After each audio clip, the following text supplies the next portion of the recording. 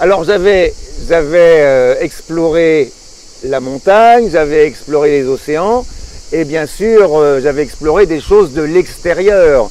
Et là, à un moment, il y a un appel qui venait, c'était d'explorer l'intérieur. Et donc j'ai commencé par des hasards à médiumiser des choses. C'était pas de ma volonté, c'était que je percevais des choses que les autres ne percevaient pas, des choses historiques vérifiables. J'ai commencé à m'intéresser au massage, j'ai commencé à pratiquer la PNL, à me former en PNL, à me former à une recherche à comment, je m'étais intéressé comment fonctionne la nature et maintenant comment fonctionne ma nature et comment fonctionne l'être humain. Comment vit l'être humain, comment agit le vivant. Et ça, c'est une recherche dans laquelle je suis depuis une vingtaine d'années.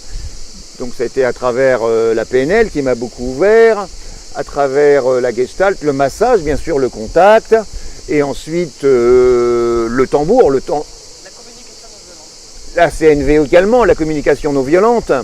Merci Marshall Rosenberg d'avoir inventé ça. Et j'ai découvert en même temps Jung, le psychiatre suisse, Carl Gustav Jung, qui a été très révélateur pour moi de choses que je percevais, des choses que je percevais, mais dont je pouvais difficilement mettre des noms. Le livre est intéressant pour ça, c'est qu'à un moment, ça peut mettre des noms, des explications sur des expériences.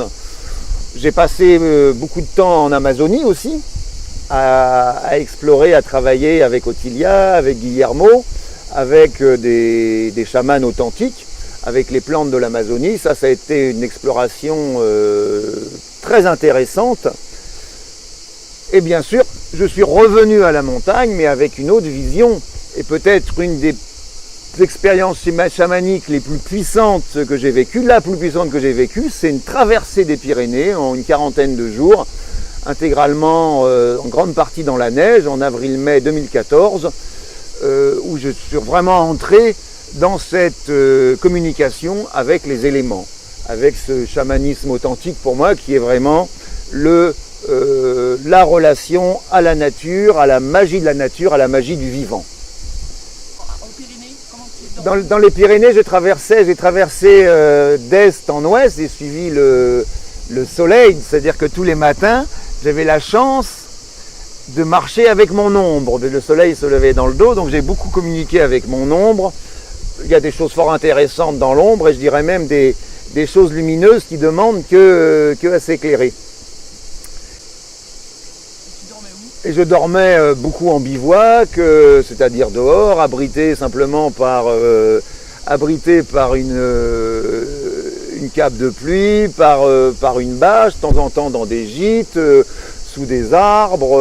Voilà, c'était une belle aventure et c'est de cette idée que c'est à partir de cette expérience que j'ai eu l'idée de créer les itinérants chamaniques où on explore la montagne en autonomie, en bivouac, parfois avec le support des ânes qui portent les charges.